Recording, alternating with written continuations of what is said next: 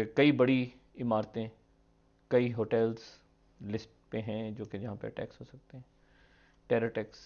खुद इंसारी का क्या आइंदा हम जाके अरबों के आगे हाथ जोड़ के नहीं बैठेंगे, चीन से आगे जाके हाथ नहीं जोड़ के बैठेंगे कि बेचेंगे क्योंकि अब हमारे पास कुछ बेचने को नहीं रहा, तो अब हम अपना एटम बम भी बेचेंगे। हमारी पूरी दुनिया के अंदर इज्जत सिर्फ इतनी रह गई है कि पाकिस्तानी 24 घंटे हाथ फैला के कभी किसी। जी हाँ दोस्तों, पाकिस्तान के पाले साहब अब पाकिस्तान को ही काटने लगे हैं। पाकिस्तानी एक्सपर्ट का कहना है अभी इस वक्त जो पाकिस्तान के हालात है वह सिर्फ 10% ही दिखाया जा रहा है पाकिस्तान मीडिया के द्वारा, लेकिन आवाम को कोई नहीं बताएगा कि क्या चल रहा है। मुल्क के कई बड़े शहरों में रेड अलर्ट है।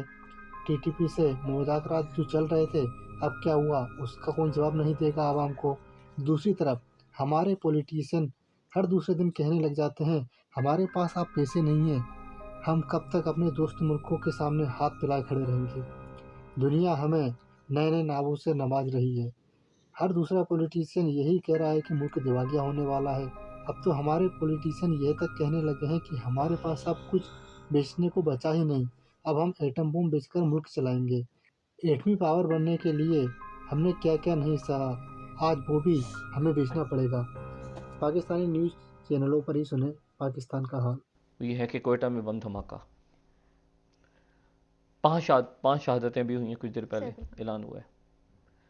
और उससे पहले दिन में बलूचिस्तान, केपी, बाकी जगहों पे, और रेड अलर्ट है मुल्क के कई बड़े शहरों में।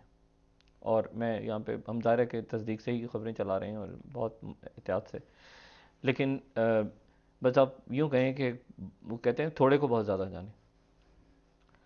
और कई बड़ी इमारतें, कई होटल्स लिस्ट पे हैं जो कि जहाँ पे टैक्स हो सकते हैं, टेरर टैक्स।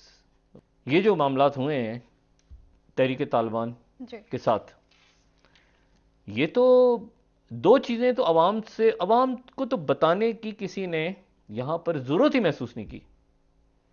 दो चीज़ें, और दोनों इस वक्त अफरीद बन के खड़ी हैं पूरी कौम के सामने। और ये दो चीज़ें हैं जिनको ऐसे जैसे बताना ही नहीं है किसी को। एक चीज़ ये है कि ये मईशत, ये IMF के साथ जो शराइत हुई तय उस वक्त, इसको नेशनल सिक्योरिटी बना दिया गया कि ये हम जो शराइत तय कर रहे हैं, ये इमरान खान साहब की गवर्नमेंट, ये हफीज शेख साहब या शौकत अली, क्या शराइत तय हो रही हैं। उसके बाद ये मिफ्ता इस्माइल साहब अब बता रहे हैं, डार साहब अब बता रहे हैं ये हुआ, फलां हुआ, हमने कुर्बानी दी, फलां। इन्होंने अल्लाह जाने क्या किसने क्या कुर्बानी दी। यहाँ पे गैस की लोड शेडिंग शुरू हो गई, वो कह रहे हैं जी। और मुल्क में यानी आप देखें ना, ये 2-3 हफ्तों के आपके पास सर मुबादला के ज़खायर रह गए। अब उसमें इशू ये है कि उस वक्त ना बताया गया कि टीटीपी से क्या मामला तय हो रहे हैं, ना किसी को इंटरेस्ट था। आपके तकरीबन IMF के साथ मुज़ाकरात ख़त्म हो गए हैं, मुअत्तल हो गए हैं, जो भी आप नाम दें। मिफ्ता इस्माइल कह रहे हैं डिफ़ॉल्ट की तरफ जा रहे हैं। और डिफ़ॉल्ट यही होता है ना कि आप उधार ले लें किसी से और पैसे ना दे सकें। अच्छा, अब यहाँ पर तो एक तरफ ये है, दूसरी तरफ ये कि वो तैयारी हो रही है, या रियासत तैयारी क्या करनी है, रियासत तो सकिन हो रही है दो चीज़ों में।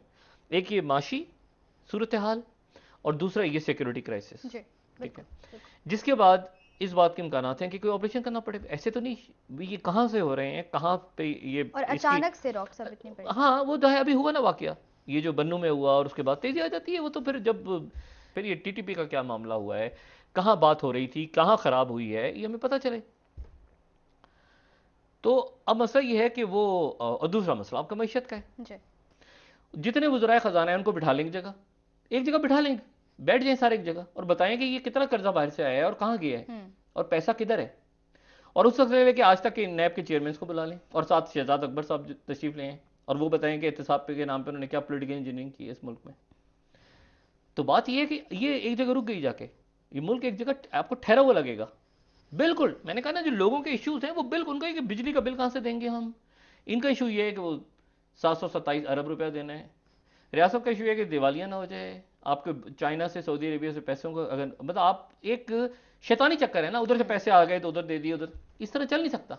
ये चल क्या रहा है और लोग क्या क्या कुछ कह रहे हैं, क्योंकि अब बहुत सीनियर एडवोकेट और बहुत सीनियर पॉलिटिशियन लतीफ़ खोसा साहब पीपल्स पार्टी के, उन्होंने ये कहा है कि हम अपना एटम बम भी बेचेंगे। वो एक जगह पर गुफ्तगू फरमा रहे थे जिसमें लतीफ़ खोसा ने ये कहा कि बेचेंगे क्योंकि अब हमारे पास कुछ बेचने को नहीं रहा, तो अब हम अपना एटम बम भी बेचेंगे।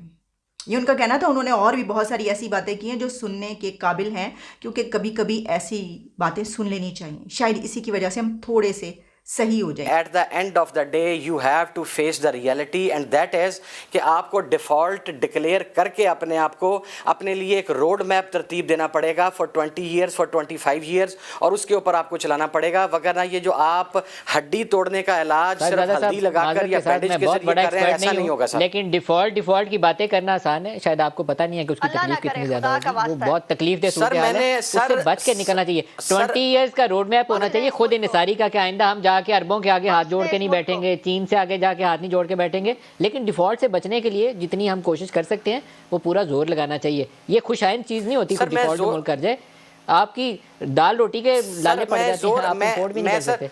मैं नदीम भाई अर्ज करूं, मेरा डिफॉल्ट से मुराद ये देखें, आप अपना कर्जा लेने के लिए और कितना अपने आप को लोगों के आगे, उनके आगे हाथ फैलाएंगे। हमारी पूरी दुनिया के अंदर इज्जत सिर्फ इतनी रह गई है कि पाकिस्तानी 24 घंटे हाथ फैला के कभी किसी अरब स्टेट के आगे खड़े हुए हैं, कभी चाइना के आगे खड़े हुए हैं, कभी सऊदीया के आगे खड़े हैं, और मैं नहीं चाहता कि मैं नाम लूँ। वीडियो को अंत तक देखने के लिए धन्यवाद। वीडियो को लाइक एंड चैनल को सब्सक्राइब करें।